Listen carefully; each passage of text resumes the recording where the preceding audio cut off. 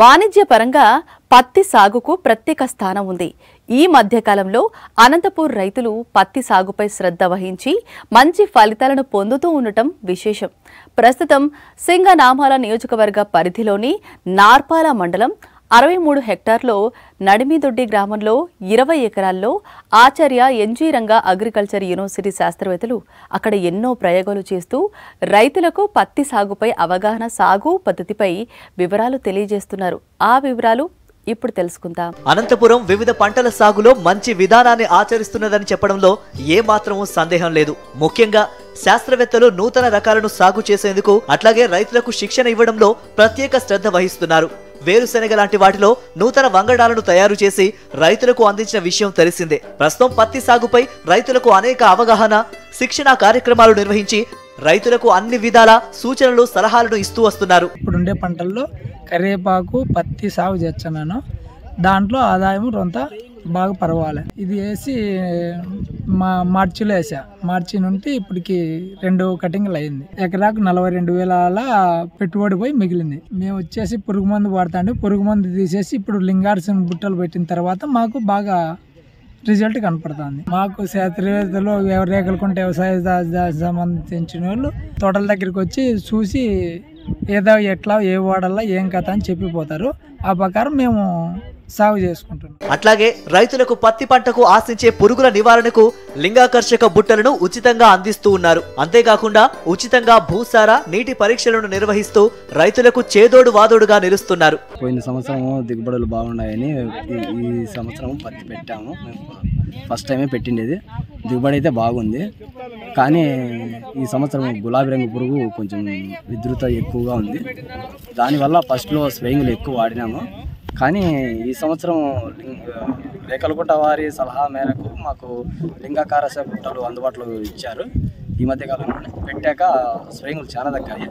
దిగుబడి కూడా బాగా ఉంది. సింగనమాల నియోజకవర్గం నార్వాల మండలం వ్యాప్తంగా 63 హెక్టార్లలో, అట్లాగే నడిమిదొడ్డి గ్రామంలో 20 హెక్టార్లలో పత్తి పంట సాగును ప్రయోగాత్మకంగా సాగు చేసి అక్కడికి రైతులను సందర్శనార్థం తీసుకెళ్లి క్షేత్రంలోనే రైతులకు సూచనలు, సలహాలు అందిస్తూ ఉన్నారు.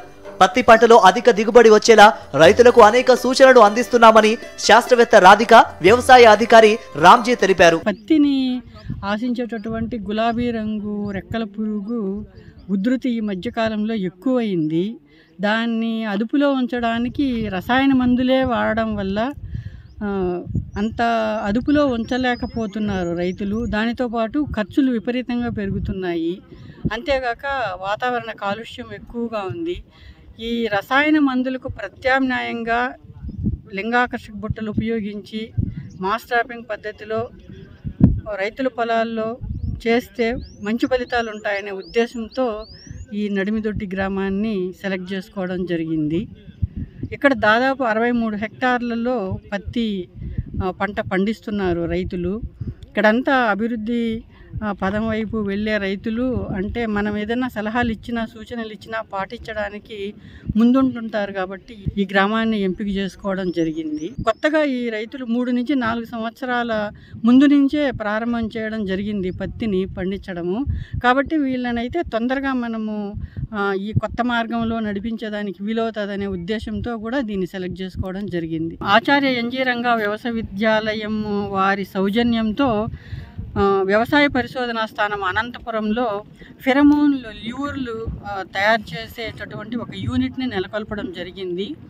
దీనికోసం ఏమంటే గులాబీ రంగు పురుగుకు సంబంధించిన ఫెరమోన్ బ్లెండ్ అనేది ఉంటుందన్నమాట. ఏ పురుగుకు ఒక సపరేట్ ఫెరమోన్ బ్లెండ్ అనేది ఉంటుంది. ఆ బ్లెండ్ ఐఐసిటి నుంచి తీసుకోవడం జరిగింది. ఈ ఫెరమోన్ బ్లెండ్ను ఉపయోగించి డిస్పెన్సర్లు ఉపయోగించి మనము డిస్పెన్సర్ల మీద ఇంప్రెగ్నేట్ చేస్తామన్నమాట ఫెరమోన్ బ్లెండ్ని. దీన్ని రైతుల పొలాల్లో పరిశోధన స్థానం నుంచి రైతుల పొలాల్లో తర్వాత ప్రదర్శనా క్షేత్రాలుగా పెట్టడానికి ఈ నడిమిదొడ్డి గ్రామంలో తీసుకున్నాము.